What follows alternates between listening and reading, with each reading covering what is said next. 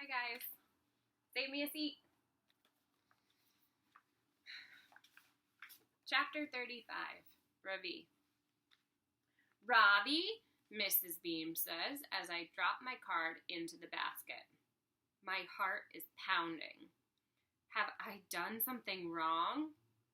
Amma had offered to write my explanation on the card in her neat handwriting, but I had insisted on doing it myself. Can Mrs. Beam not read what I have written? After talking with Paripa last night, I had been so sure that this assignment would be a proud moment, not just for me, but for my whole family. Now all my other failures come flooding back like a giant wave. My accent, my math, my English, my manners. It's nice to see you, says Mrs. Beam. We missed you yesterday. You did? I ask. Don't sound so surprised, she laughs.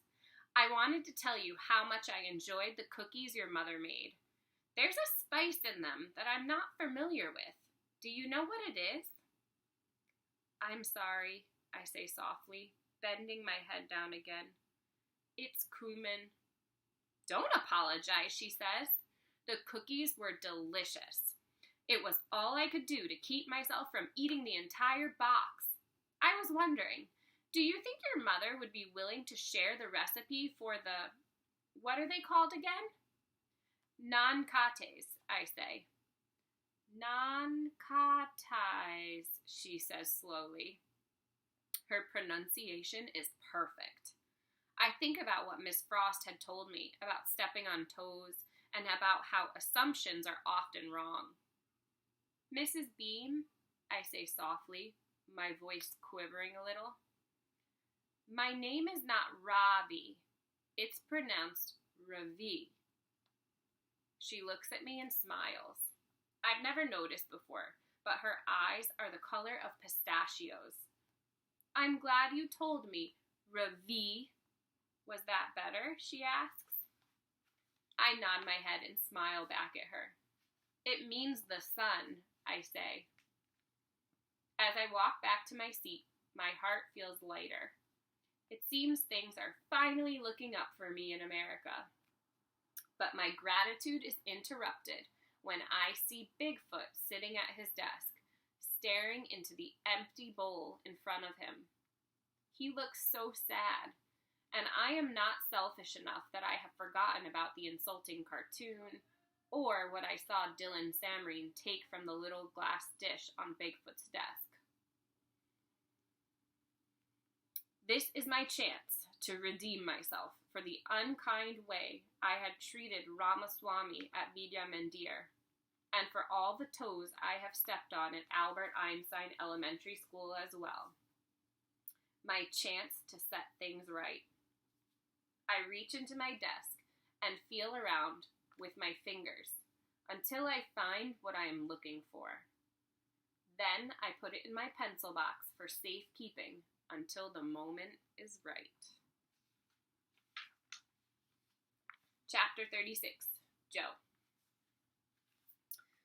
We're going to play a little guessing game, Mrs. Beam explains. The goal is to match up the objects sitting on the desks with the sentences in the basket. Great. I've only been at school for 15 minutes and my day is already in the toilet. I look at the empty dish. No one is going to be able to match it with the sentence I wrote. Not in a million years. Ravi is busy unwrapping his package. I'm curious to see what's inside, so I lean to my left so I can watch him. The brown paper is held on with about 1 million pieces of Scotch tape.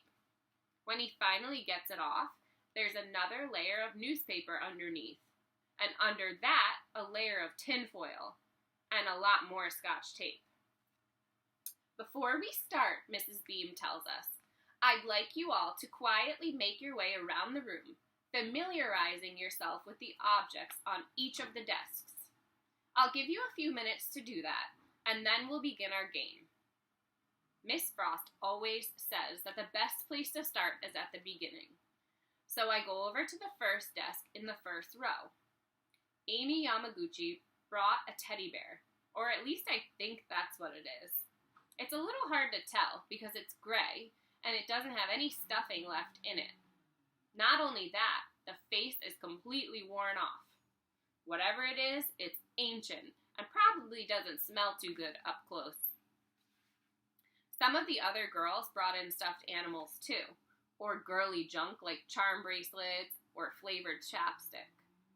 And a lot of the boys picked video games or sports stuff, including Tim O'Toole, whose personal reflection object is his own front tooth.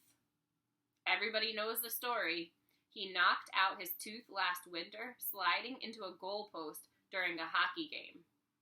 Even though there was blood gushing out of his mouth, he still managed to score the winning goal, which is how his picture ended up on the front page of the Hamilton Herald with a caption under it that said, "Plucky local kid just won't quit." I'm about to start walking down the next row of desks when I hear Lucy Mulligan scream. Mrs. Beam goes running over to see what's wrong, and pretty soon there's a big crowd of kids standing around Ravi's desk. This is one of those times when being taller than everybody else comes in handy, because I can see right over their heads. Ravi has finally finished unwrapping his package.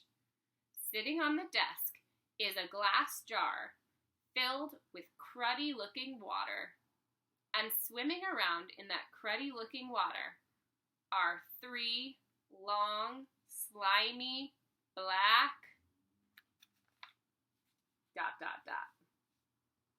We'll have to wait to see.